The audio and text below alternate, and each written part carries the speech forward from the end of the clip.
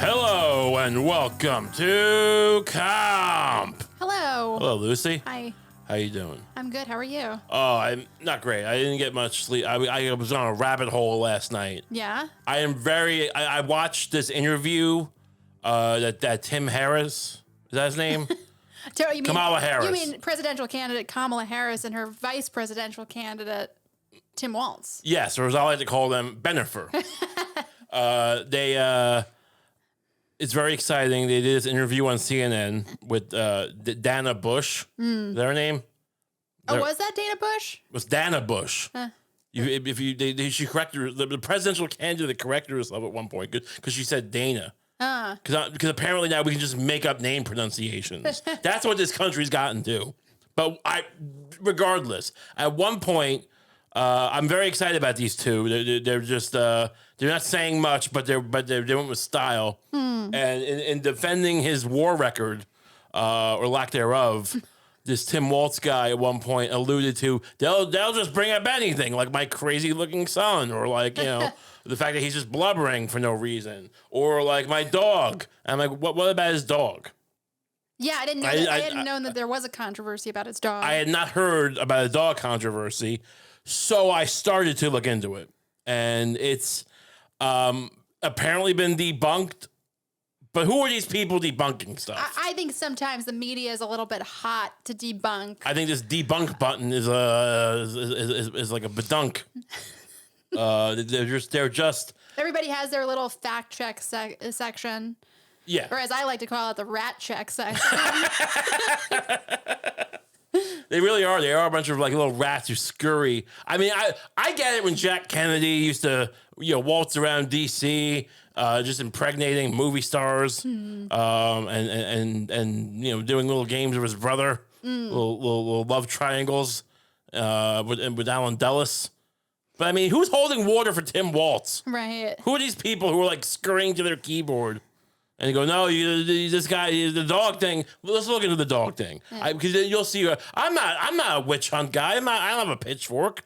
But this is so. What this is, the story is Tim Walz did not claim two different dogs as his pet Scout. That's the thing. So basically, the argument is that he made these Twitter posts. A couple years ago, one of them was. I'm not sure when the other. They're both a couple years old, probably. And one, do we have the shot, the side by side, or whatever? Yeah, there are these two different shots where he refers to his dog Scout, but they're two completely different dogs. Right. It's one of them, he's got his black dog, and he says, sending a special birthday shout out to my favorite pup, Scout. Straightforward, right? This is his dog. I'm a weird guy who lies about going to war, but I got a dog, so I'm fine. I get that post. Mm-hmm. You can lie. I don't care if you lie about going to war. That's fine with me. I'm all about it. But you gotta humanize yourself. So he's got a stupid dog. It's straightforward. Then you have this other one. Now this dog is a different. It's a one's a black dog and one's like a beige dog. I don't know dog breeds. I don't know if this is whatever. But this one says, couldn't think of a better way. It's him. He's kneeled down to the dog's level. And it seems like there's someone in front of them trying to take a selfie or something. That's a good point. But he's the one posting it, so this is not some other guy's account. Yeah. And he's hunched over and he's talking to the dog because just like he pointed out in the interview, I speak their language. I guess he's talking about poor people, right? Like the poor. I can talk to the poors. They think I'm a good guy. And the same thing with the dogs. So he's seems to be conversing with the dog, and the post says, couldn't think of a better way to spend a beautiful fall day than at the dog park, which is just the biggest lie, by the way, I've ever heard in my life. There's no better way to enjoy the fall. I mean, think of all the things in the fall, right? The fall is wonderful. You got leaves. Yeah. You might eat a walnut. Go for a scenic, leaf peeping. Oh, yeah, peeps and leaves. People love the autumn. No, I never heard anyone say, what I love more than anything else? Just an autumn dog park.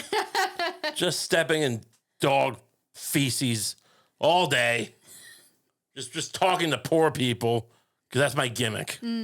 That's his whole demeanor. Hey, I'm the poor whisperer. Do you think he wishes he hadn't branded himself that way? That's the poor whisperer. I mean, well, but what's he gonna do? He looks like a bum. He looks like a goon. I mean, what do you think? He's gonna go on his good looks and George Clooney-esque charm? He's not George Clooney. He's not John McCain even.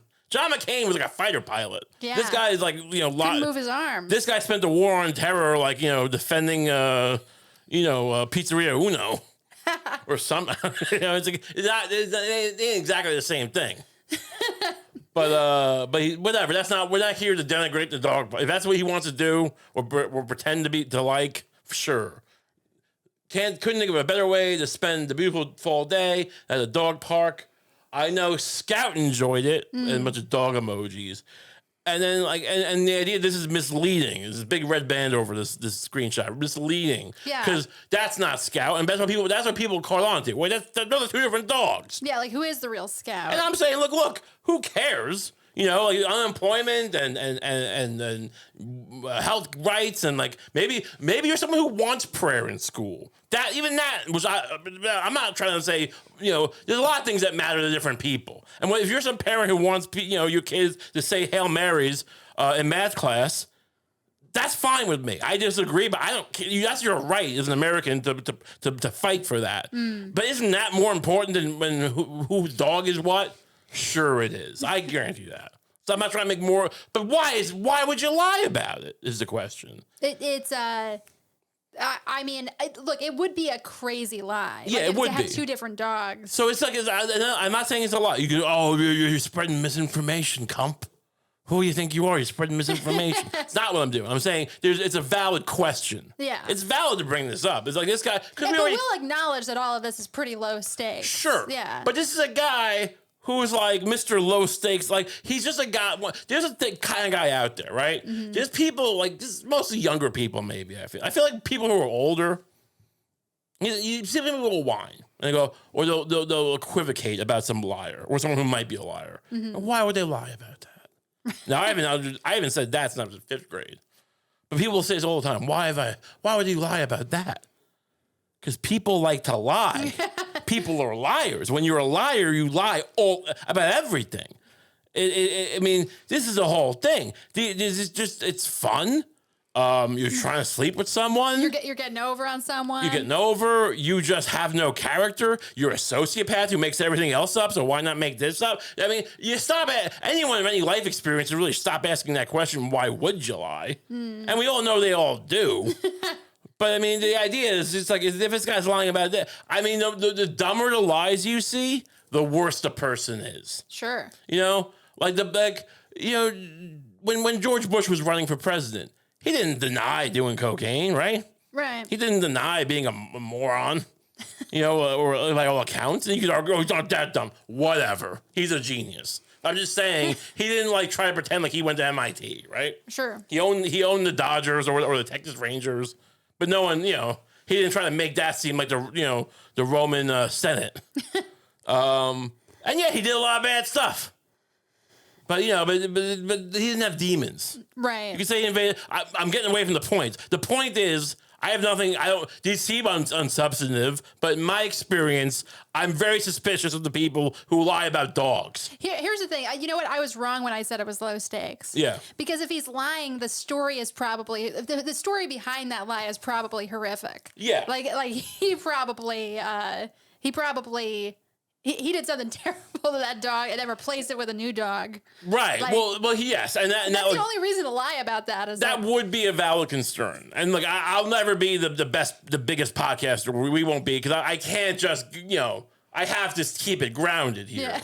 The fact is, he didn't, I don't think he put this dog down and got a new dog. Mm-hmm. The reality is that there's a video on his Instagram, apparently. I don't know. I don't follow Tim Waltz on IG, so I didn't see this. Mm. But apparently there's a video on his Instagram from this day where he's at the dog park with all these other dogs, and it's just some random other person's dog. So this is the alternative narrative. Is that he's a guy he's some creep who goes around taking pictures with other people's dogs. Well, that's the thing. It's someone else took the picture. Okay, yeah. You posted this, right? But then what is this? Like you went. There's no picture of you with your dog. Why would any person with a third grade read, like any level of comprehension? I don't care if you went to the Sorbonne in Paris, France, or if you literally can't read. Anyone looking at this post would go, "Oh, that's Scout. That dog. He's saying that's my dog Scout." Yeah. Who would talk about their dog Scout? How much they enjoyed it? And it's like saying, "Oh, what a great day at the husband and wife party banquet I went to. I know my wife Lucie loved it, and it's me just smooching with some other woman." Would that make sense? Would that be normal? Only if her husband was taking a selfie of it. It's not a key party. Well, yeah, that's a good point. Yeah. It's an odd thing. It's a very strange. I don't know why he has so many of these. Like when John, we mentioned this the other day, a couple weeks ago, when we brought this up originally. When John Kerry got swift-boated, it was pretty obvious. You guys are really doing this guy dirty, right? Mm-hmm. And you didn't have 15 other things you could point to. This guy's he's got everything in the book. And I'm just waiting for a shoe to drop, is all I'm saying. It doesn't matter. I mean, he's a vice president. So what if he's a liar? I mean, that doesn't disqualify him. You can vote for whoever you want. But can we just stop pretending like everyone thinks he's this nice grandpa? Right. And I don't care. What is J.D. Vance? No, I don't care about it. But can we just call it what it is? He's a weird creep. He's like, people calling him out for being a defensive coordinator instead of a football coach. I mean, it's high school. Who cares? But yeah, you probably, you did make it seem like you were, who's that guy? Ted Macaroni? Who's the famous one? Vince Lombardi. He's acting like he's Vince Lombardi out there in high school, and his high school kids. And he's just some guy who's they probably call him, he probably just gives them like friggin', advice on their what's low level football stuff? Advice on their tackles? Their taxes, maybe.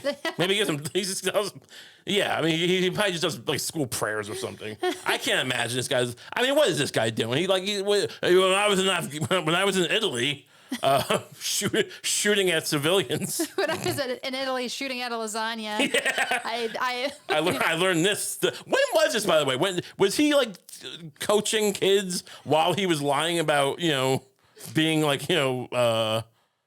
Pat Tillman or whatever? Was Pat Tillman a bad reference? He's the guy who was. Well, that's complicated. He was a football player. I don't get mired in the muck. In fact, Pat Tillman's story is complicated. I feel like Pat Tillman, as much as he opposed the war he went to fight, would still say, "Well, at least I fought it though." This Tim Walz guy is just sitting there, drinking espresso. Yeah, what would be nice, right, with these fact checks? What would spare people their pride a little bit, and it would be just a little bit more humility. Yeah, it turned out the picture was not of his dog, but understandably it looked weird to people that posing. Yeah, hey, exactly. It's just defiant, gaslighting. That's what gaslighting is. Yeah.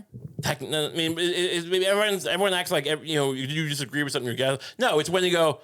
It's when you try to convince someone they're crazy. Right. And that's what these people are. We're not crazy because we think this guy's a ghoul. And then, his son, they made it seem like his son was handy. I think his son just has ADD. Right. Or something, which we all do.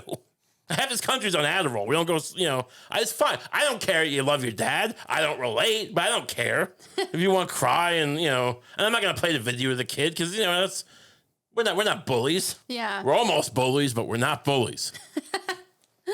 Republicans want voters to think, oh, yeah. False GOP claims could cause real damage. Wait, this is an AP article? What is this idea? So we shouldn't bring, it's not a claim. It's a speculation at best. What am I? Am I Mr. Registered Republican, guy? Everyone, no one's accused me of that. But to be fair, this is craziness. I might switch sides. I might become a communist for the CCP. Oh yeah, I might. Yeah, I bet you'd be good. I bet you'd rise through the ranks quickly. Yeah, I'm just saying this is getting ridiculous. The intended takeaway was that Walz somehow lied about the identity of his dog Scout by describing two different dogs. Social media users share screen. It's like they're acting like this is flat Earth. Right. Anyway, also, what was going on? He had some talk. There's some other controversy. Yeah. This is the thing. This is the first time I'm seeing this, but I don't know when this stage thing's supposed to be. It's like some surreptitious video. Yeah, it's an extremely awkward exchange, but yeah, let's watch this. This is Governor Harris, or Vice President Harris, and Governor Walz. Like I have white guy tacos and what is like that? black, like mayonnaise and tuna? What are you doing? pretty much ground beef and cheese. That's and okay. Do you put any flavor in it? No. Oh. Here's the deal. No, they said to be careful and let her know this, that black pepper is the top of the spice level in Minnesota, you know? I'm the first vice president, I believe, who has ever grown chili peppers. I'm trying to expand my food knowledge. You know, we've got some cantaloupes. You'll be fine. Yeah. Okay, so this is, first of all, this is, produced the same way like Gordon Ramsay's Kitchen Nightmares is produced, like one of these like reality cooking or whatever restaurant shows, which is not music. Well, I don't know where they're supposed to be. Are they in like are they in some kind of Westchester mansion? It looks like, or some state building, just having a casual conversation about white guy top. What is this? What is this? By the way, what is this? This whole. Like this is the problem that people have with this whole like no one reasonable people don't deny racism exists. Mm-hmm. Reasonable people don't deny that there's like systemic problems and we got to address them. But and look, people will go crazy on one side or the other about it. But I mean, we all agree. Can we all agree that these like older white guys who throw themselves like who just I have white guy. I'm a slob who doesn't use like cayenne pepper and this idea that white people don't know what spices are. Who just throw themselves on the... Oh, yeah, just crucify themselves on the altar of like, I'm just a bland white guy. Right. Don't look into my search history. They call him, I'm the nice grandpa. Oh, I have white guy tacos. But first of all, this is a thing that comes up a lot. That white people don't know how to season their food. That I don't want to say we, like I whatever, but yeah, I am white. I can't deny that. As much as I'd like Tim Walz, I'd love to. I can't deny it. But the idea that white people as a whole somehow have gone through centuries of conquering the world and colonizing, all these things they're accused of, and legitimately. And also they don't like spices. What do you think they were conquering the world for? I don't know. It doesn't make sense to me to have slavery so you can get like jasmine or whatever. What are the big ones? Saffron. Yeah, saffron. I never understood that, but it was a big deal. There's a lot of money in spices. There's a reason Columbus went out and with boats to find India. Yeah. So he can get saffron. So he can make saffron chicken. This idea that all we eat is mayonnaise. I just don't. Yeah. I'm sorry. When you order food, a lot of quote unquote white whatever rest cultures, it's not all jerk chicken. Yeah. And jerk chicken's good. It can be very good if it's like anything else. Like anything else when it's cooked properly. Yeah, it's great. But I mean, can we stop pretending like you have to do that? Like you have to. Everything has to be drenched in 16 pounds of turmeric or cayenne pepper. Enough. I have to go. I spend a whole day in the bathroom because you think that your identity is tied to like to what's another one? Time. Time. What's another seasoning? What you don't need 15 different things. Cumin. I love marsala, but chicken marsala, whatever. Oh yeah. What am I thinking of? Chana masala. Chana masala. I love Indian food. But I mean. Lovely. You ever have a Jaeger schnitzel? It's delicious. It's great. You don't need to season everything like that. French. Ever had a nice quiche? Nothing wrong with a nice quiche. There's nothing wrong with, first of all, with white guy food. Yeah. Oh, it's bland. It's not all bland. I'm sorry, lobster doesn't have, I'm sorry, lobster doesn't have Chinese allspice in it. And I'm sorry, they don't swim with salmon. Doesn't swim around with just packets of MSG in their colon that explodes when you catch them. I apologize, but some meats are actually good when you don't do much to them. Some meats you just gotta cook them in their own juices. Yeah, exactly. Make a roux. What's wrong with a roux? Why can't we just appreciate all cultures and not try to pretend like? Second of all, A nice tuna salad is delicious. This idea that you can't have like some canned tuna with mayonnaise and a little bit and celery is a revelation. If you do it well, you add a little mustard, maybe a little Worcestershire. It's delicious. Put down a nice piece of Italian bread. And people act like the same ingredient, like in their thing, is superior to like another one. I tried that, like, Kewpie mayo stuff. It was good, but it was mayonnaise. Yeah. Oh, Kewpie mayo. Yeah, Kewpie mayo. Kewpie, the Japanese mayo. Yeah. No, the Japanese are getting, first of all, like this idea, like they don't even cook their food half the time. It's all raw fish, and they're acting like, oh, but no, their seasoning is more advanced. Everything's just soy sauce and raw, and it's delicious. It's great. I'm not taking any shit from the Japanese. I mean, I love Japan. I'm learning Japanese right now, but I mean, I'm not gonna take any, guff about our food. I love Doritos. Oh, why your tacos taste like Doritos? Because Doritos rule. Anyway, So this explains the white guy taco controversy. I'm gonna guess, right? You can tell me if I'm right or wrong, but like, is it they're saying you're self-hating, you're bending the knee too much? Well, look, I mean, DEI culture. Here's the thing: they're white guy tacos, all right, and like I guess he means, like, if you look at a real Mexican taco. Yeah. Right, it's like it's a soft tortilla, smaller. Yeah, we all know it. They look it up if you don't know. And like he's probably talking about these Ortega shells. These which are they're great. They are great. These Taco Bell type tacos, and he's apologizing to now. What Harris has been accused is Trump accuses her of not being black. She's Indian and part black. Boy, she's not Mexican, right? Why is he apologizing? Like, why is he So sorry, my tacos aren't good enough for you. He's groveling to her. He's like, black and Indian. Yeah, I'm sorry, not black taco. Like, yeah, but that's not us, dude. Like, I don't know what you think we are. Like, so I know I should be putting more curry on my tacos. Take it up with, AOC. Like, I don't know why you're bothering me with this waltz. He's like such a groveling mess. But anyway, what's the deal? Yeah. Okay. So some people were responding to it. This isn't cute. Waltz is being used as a clown to mock white people. If Waltz doesn't like spicy food, that's fine, but it has nothing to do with being a white guy. It's true. I have seen plenty of white people eat very spicy things. Yeah, no, my uncle, who was kind of a wild man. I think he fought in Korea. And he was a medic, and he got stabbed, and he had a tattoo of a lizard. Fun guy. And he would put Tabasco on everything. And one time at Thanksgiving, he almost choked to death because he put too much Tabasco, and he started going into like shock or something. Yeah. I don't know. I heard my grandma was whining about it. I wasn't there to see it. But the point is, but he put Tabasco on his milk. Yeah. White people love spicy things. You go in the middle of some gas station in the middle of the country. It's full of just this ramen, with like 16 pounds of chili pepper on it. It's like, the only thing we have is black pepper. Where are you from? Tim Walt. I mean, you ever had Polish food? Oh yeah, Polish food. Polish food is delicious. It's not bland. Wonderful. I mean, I don't care. It's like it's not. I don't think this is a conspiracy. It's just an easy thing to take shots at. And Tim Walz is just that's the problem with him. He's a goon. Yeah, no, he's definitely a little bit. He's caricaturing himself a little bit. Yeah, that's what exactly. Yeah, it's like someone like you who's like it's the vibe of someone who's like, wiping the weird blood off his shoe as he's saying, "Oh yeah, I was just sorry I'm late. I was just eating some white guy tacos. We don't like spice. I'm sorry.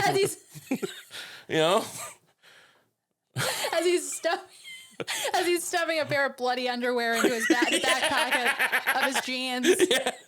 Yeah. Black pepper is really the most we can handle. I'm a white guy, so I don't have any style. I'm just your grandpa. It's just, and everyone's, I don't like it.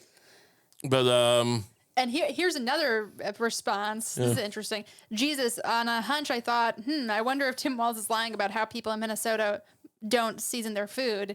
He won a recipe contest in 2016. Oh, okay, so this is actually this is where the line comes in. Okay, so not only was he being a groveling buffoon, but he's also here that he's using a lot more, garlic powder, onion powder, chili powder, paprika, olive green oil, chilies. Yeah, it's just like it's caricatures. It's just so, and it's fine. I mean, whatever. I don't know what they think the people were colonizing the world for. Yeah. Oil. There was no oil back then. It was all just chili powder. Yeah. And again, this is another example of like these articles just like not giving any credit to the idea that like, hey, maybe he's kind of exaggerating. Right. At least. Yes. Like it's like, why is he such a weird liar about small things? right. You know, Like, no one says that. This like a screenshot of his recipe was uploaded by Mike Cernovich, I guess. And the article says, there's another tweet by him, and the article says, Cernovich later doubled down on this truly bizarre argument. It's not that bizarre. No, he's actually the Cernovich guy. I've seen his post. I'm sure he's not to the left, but I don't know much about him. No, but like, I mean, there's something. I don't tend to agree. I don't with think his, it's important. But yeah, there's no, something but to it. but he's on point here. This is valid. It's a valid thing to bring up. Yeah. This is the epitome of Walt. Walt's that guy who, when he goes away, when he's not there, you and your other friends are like. He's always making like he'll be talking about how like you brought up you went to Italy like I spent the whole summer in Italy 10 years ago. I'm like, oh yeah, and I met the president of Italy. And like, all right, and he goes to the bathroom. He's like, that's not true. Yeah, everyone's I know, right? Like it doesn't matter, but it makes you uncomfortable. Everyone's had a friend like that, right? Yeah. Everyone knows you've always done someone who's just like always has to like but at least they're boasting. Yeah. This guy's doing it, but it's about like I'm just such a piece of garbage. Slob. Yeah, I don't even know how to where I would bury a prostitute. You know, who would I just fumble it all up? I'm such a white guy. I would just anyway. Why you got mayonnaise? We got mayonnaise. But yeah, he's but again, good guy. Thanks for your service, Mr. Waltz. Thank you for your service. What else is going on in the world?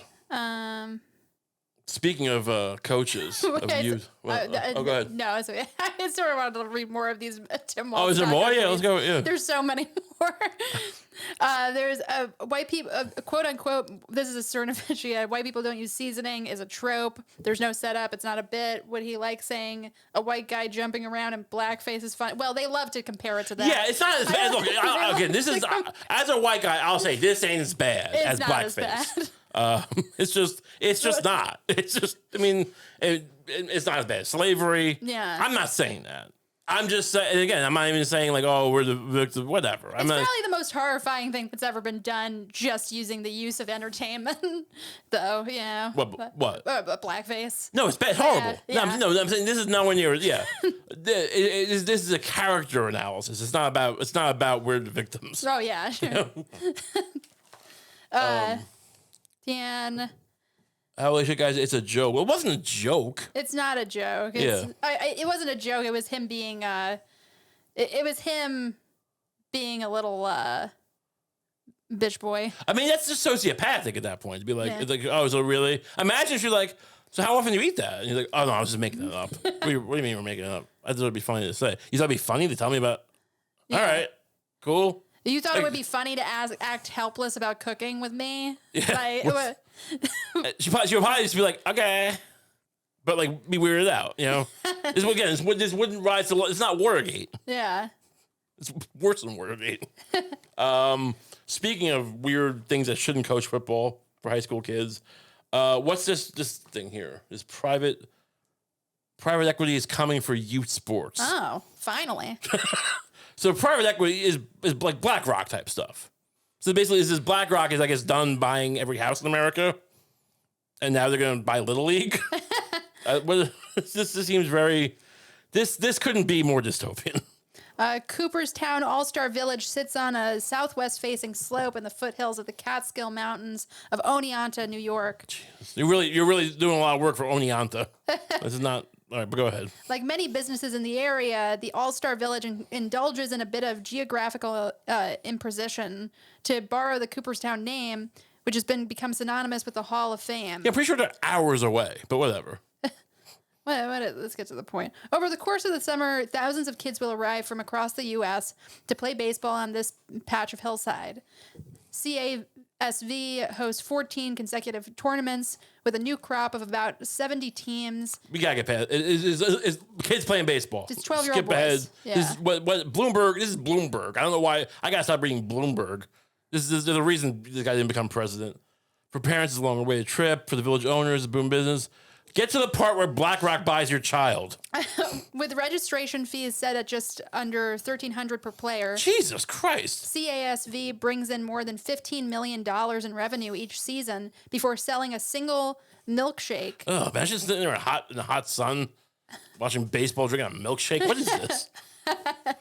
In the fall of 2021, David Blitzer and Josh Harris, a pair of private equity billionaires with deep ties to professional sports, took control of the village, paying $116 million for an 80% share. Of the village itself? Yeah, I guess so.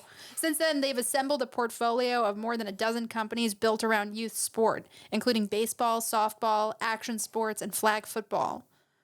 Earlier this year, they formed an umbrella company called Unrivaled Sports LLC for their growing empire. This is a problem. Okay, this is a big problem for this country. I'll stop you right there for a minute. Because, look, so people love to say as some kind of, gotcha or like, moderating, idea. Because people panic about BlackRock, right? BlackRock wants to buy all the houses. And like, what do you think BlackRock is? They're basically, they're private, they make these index funds and people invest in the index fund. That's why they own all these assets. Yeah. Which sounds like, like a mob lawyer talking. Like, it's like, wait, it's BlackRock. but the people have the whole, I don't know, these, some Indian kid, these troll farms in India or wherever they make them, or just defending private equity. They get paid 10 cents a day to like defend BlackRock.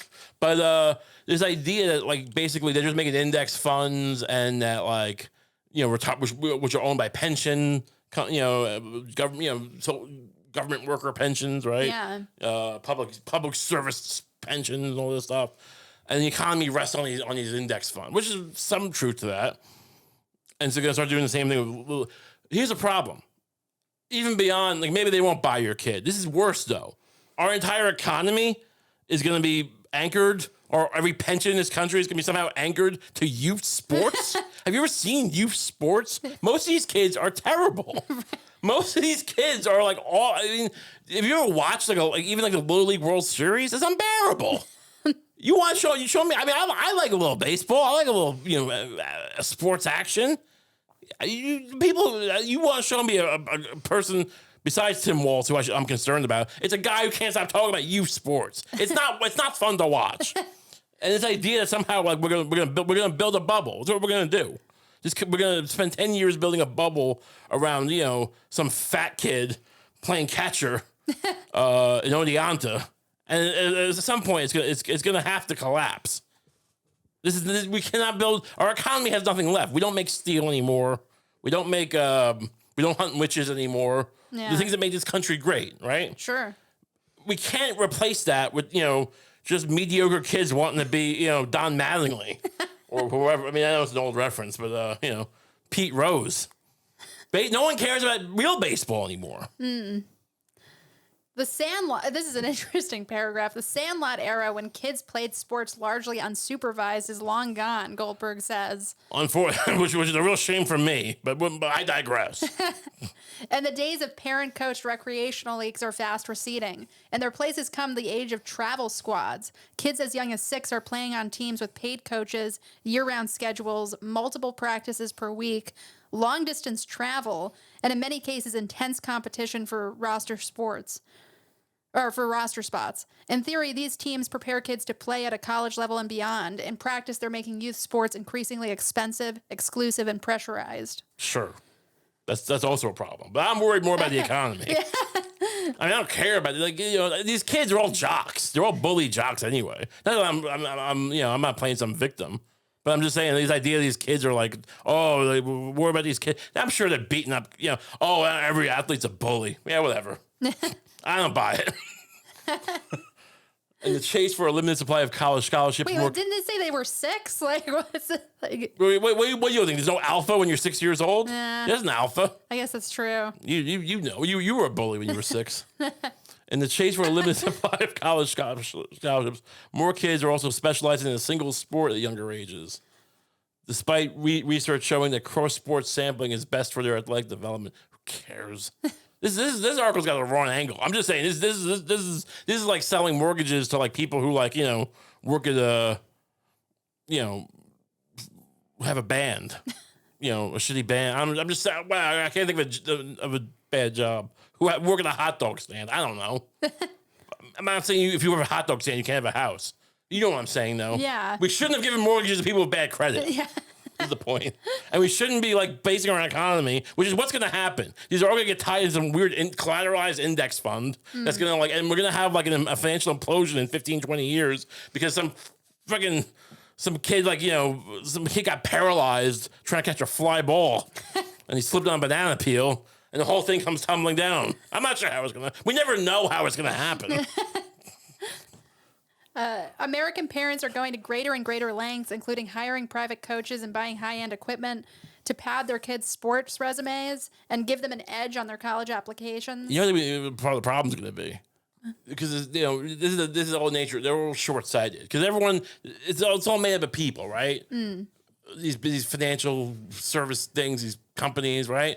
And you go, well, in the long term, you know, these kids are assets, and you think people go, oh, you own something. You know, an asset, you want to, you look out for his long-term interest. Oh, okay. But he's made up of people. And then that guy's the one who wants to get a bonus. And so what's going to happen is that there's going to be people who are incentivized to force-feed milkshakes to these kids. They're selling milk. I mean, what were we before? They were selling milkshakes? I've never been to a ballpark and got a milkshake. They're already on this. These kids are already going to be cramped up, having, you know, digestive problems, eating too many milkshakes. And the whole thing's going to, these kids are going to get like, it's going to be a diarrhea issue. Yeah. Or something. There's going to be a problem. Some kid's going to be cramped. Some kid's going to die from dehydration because he couldn't stop shitting from all the milkshakes they was told to eat by his coach because his coach gets a kickback. This is why you don't mix business with Little League. Yeah, I feel like, you know, also like, I wonder how this ends up bleeding into social media, you know? Because college athletes can now like kind of get like sponsored. Are you going to see like 6-year-old kids getting sponsored? Right. Yeah, sure. I can see that happening. Yeah. And then they're gonna like fight the kids. These kids are going to be doing advertisements for Telegram. Do you think they're gonna be using some guy who's like a Division II athlete, like not quite the best? That's the thing. That's the weird thing. Every athlete who's like a pro was like the best the whole time, right? Like you could be like on the top level in college and still not make the pros, right? Sure. So when you guys like, there's like divisions. So you're a Division III college guy. You see some 6-year-old, and you know he's going to the top, right? He's an alpha 6-year-old. Yeah. And you get embittered because you know you're not gonna. You like no one knows when to stop. I'm not even saying they're wrong. Because other guys being told since he was 6 that, you know, as long as you keep drinking your milkshakes, you can be LeBron James, right? And then he got sold a bunch of lies, and now he sees some 6-year-old. He goes, "Oh, that kid's got it. I never had it. I was forced into this for profit, for someone else's profit." And so it's going to create all resentment against the young. And I don't know, maybe you think they're going to kidnap him or something? I don't know. I hope not. I hope you don't see a bunch of athletes, you know, mediocre athletes kidnapping, you know, young elite athletes. I hope so too. And I don't know, whatever, ransoming them. His goal could be like, you know, what's that movie, Man on Fire, with Denzel Washington? That's what we're creating here. Right. Yeah. I mean, yeah. I mean, it opens up. Respond to that claim. It opens up a whole host of issues. Sure. These are the kind of questions that Harris and Walz should be answering. What if your son came to you and said, I need you to spend, you know, first of all, I need you to drop some money on my private equity baseball team equipment. You would actually say it like that? Yeah. I mean, I think usually these things are a little more like, but yeah, okay. See. Daddy, I need you to drop some money on this private equity baseball equipment. Yo, Dad, get your diamond hands out and get my NFT catcher's mitt, whatever. If he said to me he wants, what I mean, I'm not sure what.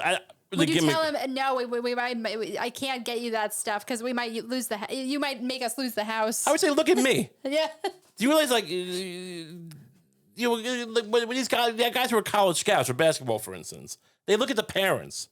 They go, this kid's good, but look at his parents. They're not that tall. Sure. The mom's not over 6 feet. He's good now. He's good when he's 7. He's not gonna get tall. You know, they even do that to like 8th graders or 9th graders. Yeah, look, this kid's phenomenal. He's the best in the country. Or maybe whatever. He's a really good prospect. But his parents, they're just not that big. His parents. Well, that's what they should be investing in. Recruiting some just real beastly women to get pregnant. On breeding athletes. Well, that's more immoral. I agree. Yeah. But so you asked me that question. I said to my son, "Look at me. We're not. That's not. Maybe you can be an accountant or a really smart or really good chess player. You know, you try that. What are you gonna be? You gonna be? I'm trying to think of an unlikely sports. You gonna be Rudy? You gonna be that kid Rudy who lied about how he went to Notre Dame or whatever? The Tim Waltz of Notre Dame. Who's the whole, you made best case you're some guy who's a walk-on. This is not the LeBron James hat. I'm sorry that, I didn't let LeBron James impregnate me. But that's not who you are. That's what I would say to him. If my genetics weren't a hindrance to our child, I'd probably just say, yeah, well, I'd probably gamble and say, let's go. Sure. I'd say, yeah, why not? Like, I mean, what, am I going to invest in stocks? No, like, maybe my dumb kid will hit a baseball really well. Probably get paralyzed with my luck. Imagine if you thought your kid was like going to be like a really exceptional athlete and he got paralyzed during the game. Oh man! I mean, it's bad enough when it happens because you love your kid, but when you thought like, oh damn, he was a blue chip. I can't imagine the frustration. Oh yeah, just having to look at him every day. Yeah, knowing what he could. Oh yeah, knowing what he could have gotten you. Yeah, like, oh Dad, can you wheel me to the bathroom? And it's like fine, but you just don't want to because he let you down. He let your portfolio down. He failed to make you rich. Yeah. Yeah. I mean, look, I don't need to get rich, but I mean, a couple million. Sure. Cover the cost at least. Whatever. Kids, you should be able to buy insurance on like your kid being a failure. Yeah, that'd be great. Parents would have loved that. Anyway, what else is? We need a nicer story. We need something brighter. What's this Italian lunch thing? Everyone likes Italian food. Oh yeah, Italian. They're fighting for the right to feast on the beach. Have you ever seen any of those old Fellini movies like Roma, where they're eating at those giant tables? Yeah, I think I know what you're talking about. Not yeah, necessarily on the beach, but like they like to dine al fresco. Yeah, The Godfather, sure, and Soprano. Yeah. Everything with Italy is always people eating or fighting in the Coliseum. With Tim Waltz in the background, just just stealing dogs. Yeah, stealing dogs. Italians fight for the right to feast on the beach. For those who feel priced out of expensive privatized seaside clubs in Italy, elaborate lunch spreads feel like the last bastion of good spirits. This doesn't seem like a problem that we should care about on the first glance. Yeah. This doesn't seem like the New York Times seems to have a strange focus. It's like but let's see what this is. So this is. Yeah, what am I looking at here? So the people who have the banquets are the victims. Yeah, I gotta say, this does not look like the hottest people in Italy are doing this. I'm told that Italians. I mean, none of these people are super obese or anything, but I'm always talking about how hot these Italians are. Yeah, and it's just like they're whatever. This is like Long Island slobs. Yeah, you could see this on Rockaway Beach. Yeah, just like have a giant folding table. And it doesn't even look like good food. It looks like macaroni and cheese and beans. Yeah, what is it? They're counting on you not looking at the pictures. One of the guys' face has some horrible tiger tattoo on his back. Yeah, so these people are basically terrorists who who eat bad linguine and the smelly cheeses while you're trying to catch a tan. Yeah, they eat fish. The fish. They bring a microwave to the beach and they microwave their fish on the beach. What these people are doing? What is this article claiming? At 1 p.m. on the San Girolamo beach in Italy's southern city of Bari, as the sun reached its summit and temperatures came close to 100 degrees, the smell of fried green peppers made its way through a thick maze of umbrellas and folding chairs. I can't imagine anything worse than being at the beach and just someone's they're cooking their roasted peppers. Is that what you want? I mean, the beach, it smells like salt water and seaweed. It's a specific smell. I'm not the biggest beach guy. But at the beach, you have a sandwich. Yeah. A burger, maybe a hot dog, right? A hamburger. No one needs to be like having a 12-course, sea urchin, friggin', Fra Diavolo smorgasbord. Yeah. On plastic tables, decks of playing cards and crossword puzzles were replaced by cotton tablecloths, and loud shouts summoned the children for lunch. Aluminum trays of lasagna, rice with mussels and potatoes, seafood pasta, raw octopus, and fried sausages were all served. Was it a community college graduation party? Yeah. What is this? As part of a long-standing Italian tradition of feasting on the beach. When it's too hot, we make vegetables. What? How about you go in the water? Stop eating. I mean, what is... You're supposed to swim. Grazi DeGozzi, 61, who had prepared a 3-course meal for extended family, like Parmigiana. But over the last couple of summers, her beloved ritual has become a source of tension. Locals have noticed that a growing number of beach clubs on the Apulian coast around Bari, a stronghold of seaside picnics, have started banning people from coming in with food. So basically... The people in Italy are like, no, this is getting out of hand. You people can't just, bring your meatloaf, your freaking pot roast banquet to the beach. Your Nona can't shove a lasagna in your mouth while you're on the beach. Yeah, and the New York Times has somehow decided to champion, somehow these people are the victim. This is like a tailgating thing. Yeah. I don't even know what these parties are. Not everyone can be a victim. You can't. Your identity can't be that you were kept from eating, stuffed peppers, a freaking long whatever. Who wants to eat all this shit with sand in your ass? By the way. Yeah, really. Honestly, you get out of the water. It's such a thick. It seems like such a dense, thick, hot meal to be having on the beach. It's good. How are you preparing this? Your plates. This is not no one. This is not for. This is. It's one thing if you have a butler, and he's serving you a nice shellfish. Mm.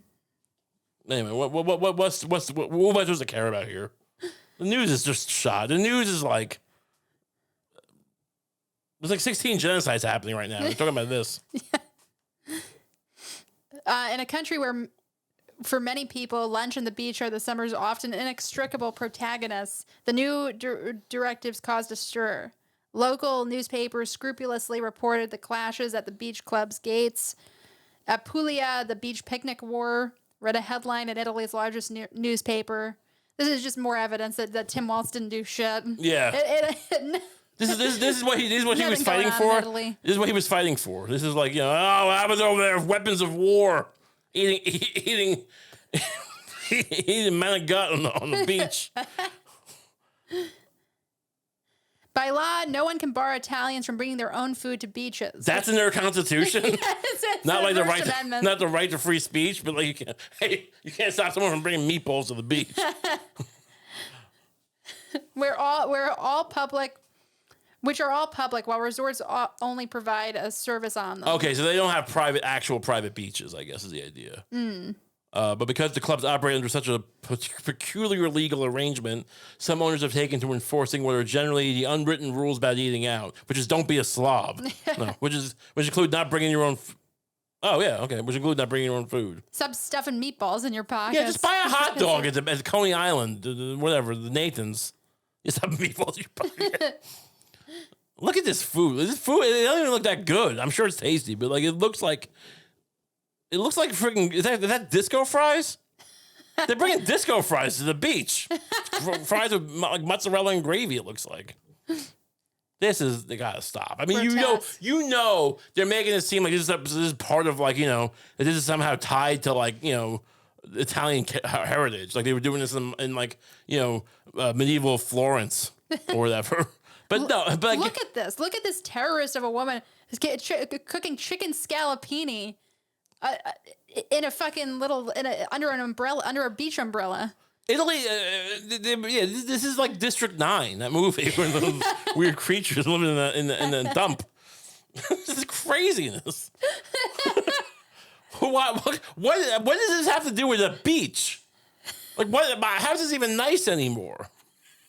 Who goes to be one with nature and eat and have steam? I get it, mussels come from the water, but I mean why not have sushi at the beach? Yeah, the Japanese don't do that.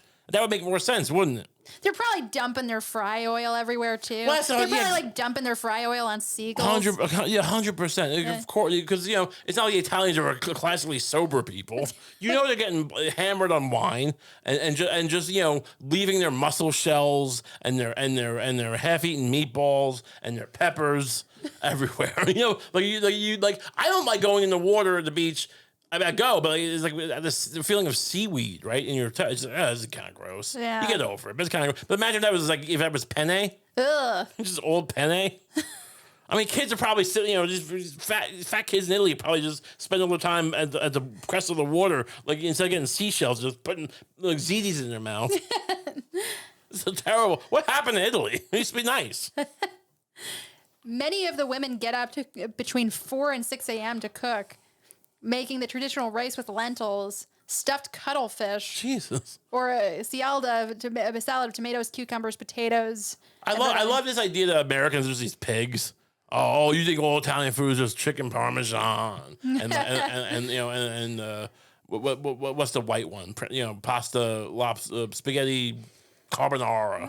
And it's like, no, we should get some authentic food of cuttlefish and rice with lentils. Well, that's better. You're right. We're the sloppy. No, we just made what's better. But whatever. Go on.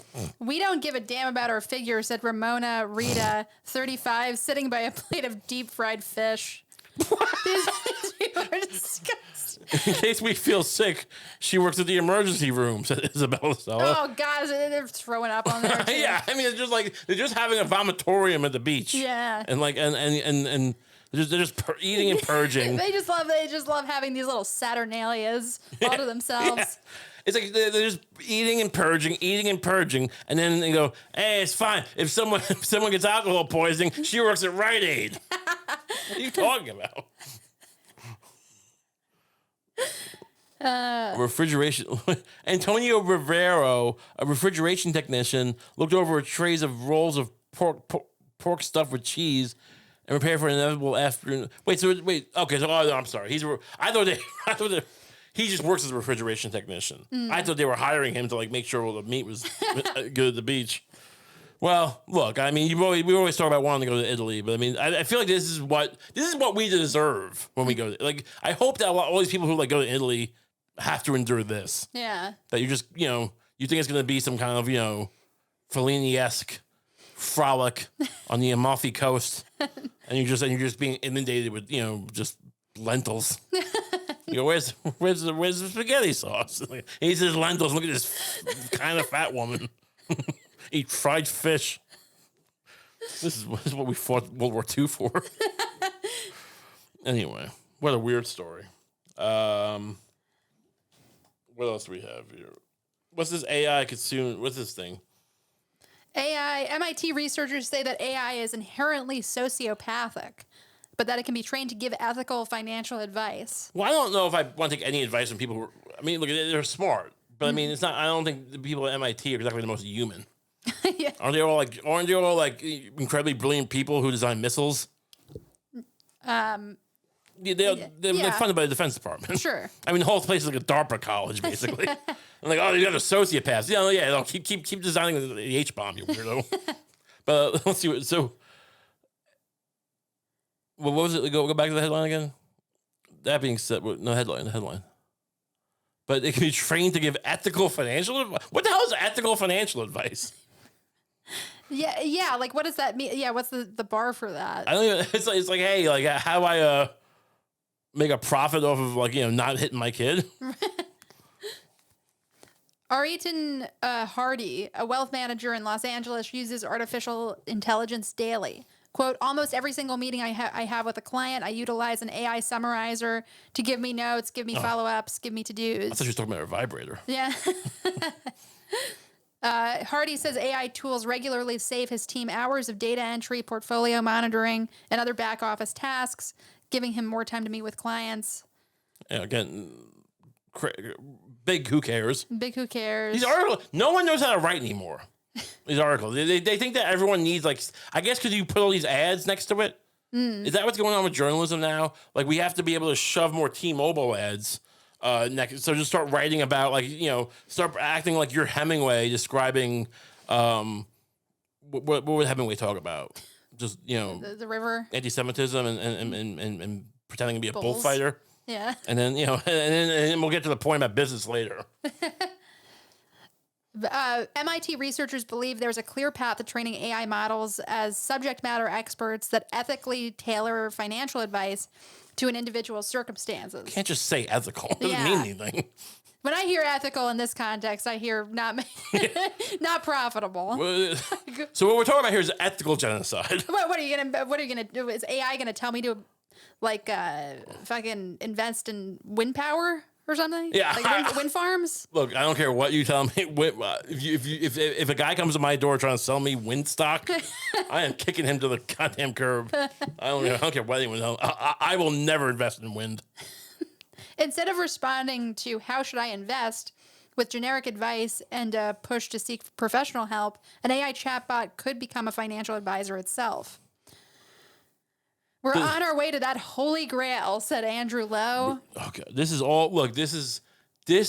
You realize how hot the stock market is with text with AI tech shit. stock, yeah. AI. NVIDIA. I mean, NVIDIA is the only one. NVIDIA basically, and this is not financial advice, but they're like the guy. Remember in the gold rush? Like who made money in the gold rush? The guy selling the pickaxes. Yeah.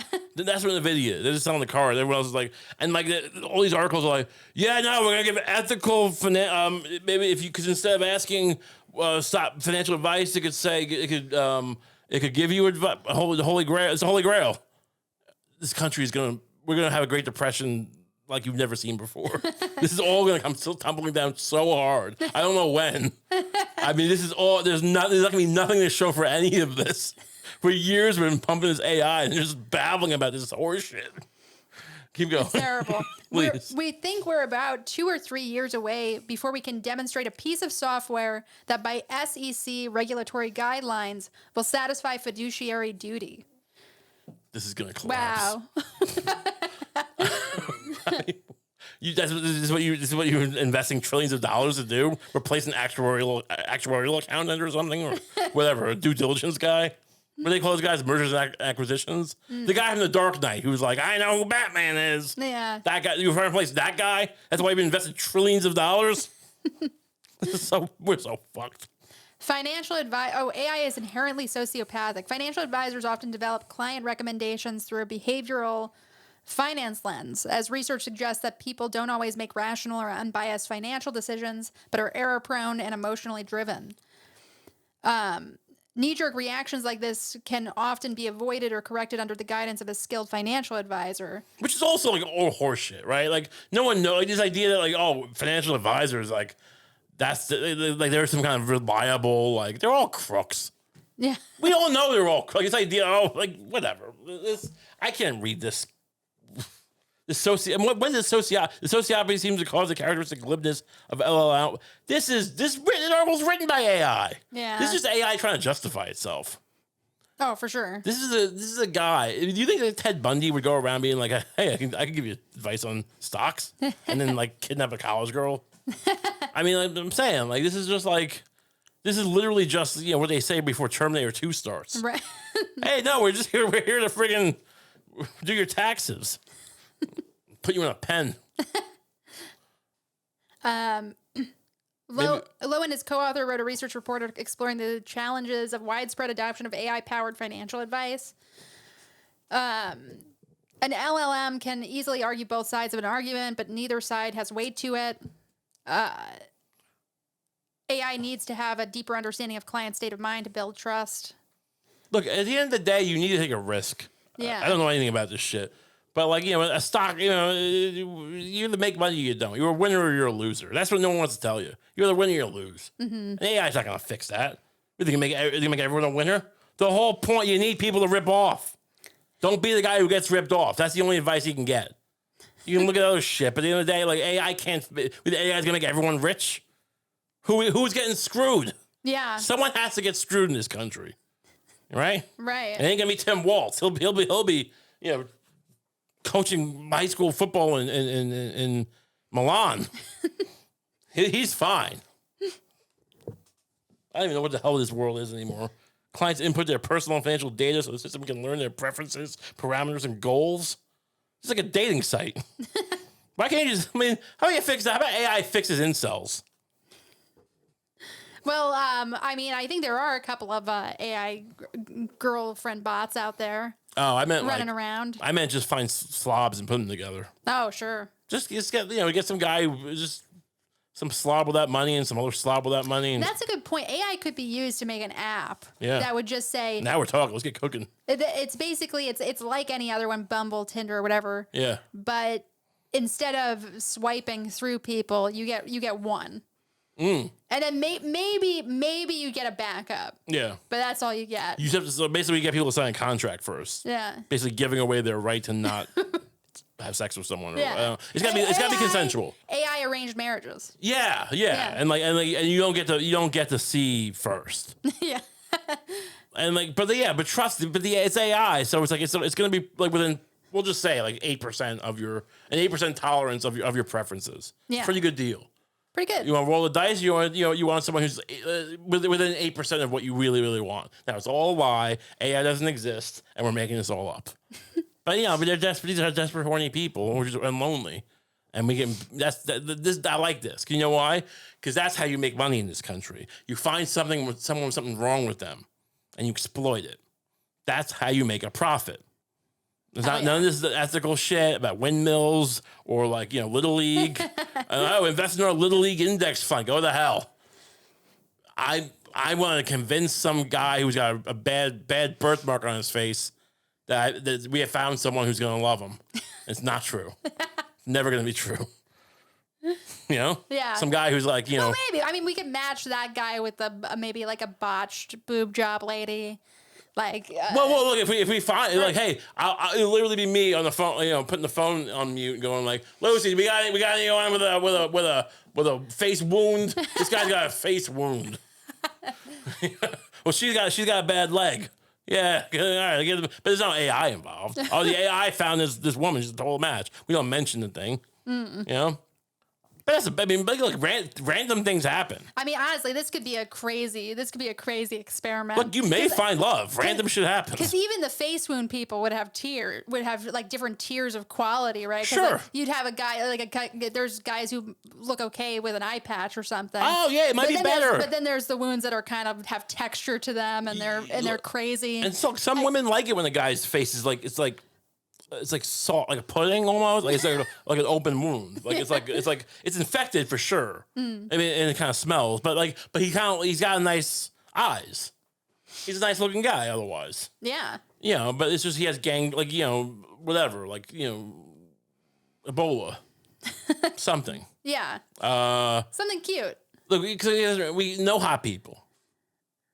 I don't want to deal with their shit. Yeah. Because a hot person will just say, I could fuck some, they're gonna be a problem. We need they can find. We just if they try to sign up, we just we'll let them give us their credit card number and we'll just sell it on the dark web. Yeah. But No, this is for the kind of person who goes on Reddit anonymously and goes, I just want to be held. I just wish somebody would love me. Right. And we make them, stick to that. Yeah, we just con them. Yeah. It's they're gonna feel real lonely when they realize how much we screwed them. I don't know. We're bad people. This is ethical. Yeah. See, it's an ethical dating site. Yeah. AI can create an ethical dating site. I think we solved a lot of problems this week. I think so too. Thanks so much for tuning in. Didn't mention up top, make sure you subscribe to the show if you can. We'd love it if you subscribe and you hit the notification bell, and that way you can find out what when we have a new show or when we have a baby. Maybe they'll tell you that. Maybe they'll tell you we had a baby. Wouldn't that be nice? So sign up. And we got a Patreon, patreon.com/RayKump. Extra episode every week for $5 a month. That's a lot of fun. So, we'll see you next week. Have a great week.